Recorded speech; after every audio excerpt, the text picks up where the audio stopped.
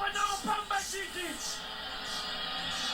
imemkuta Chama Clatous Triple C Mwamba Lusaka anaandika bao la kwanza kwa Simba, bao la kwanza kwake msimu huu wa NBC Premier League. Simba kasema tumecheza. Libasa Jeye akaiweka cross bomba maridadi sana ile. Anseura anamua goalkeeper Eric Jola. Simba na unguruma. Pamba Jiji kwenye mateo. 1, 2, 3 Idris Diomande.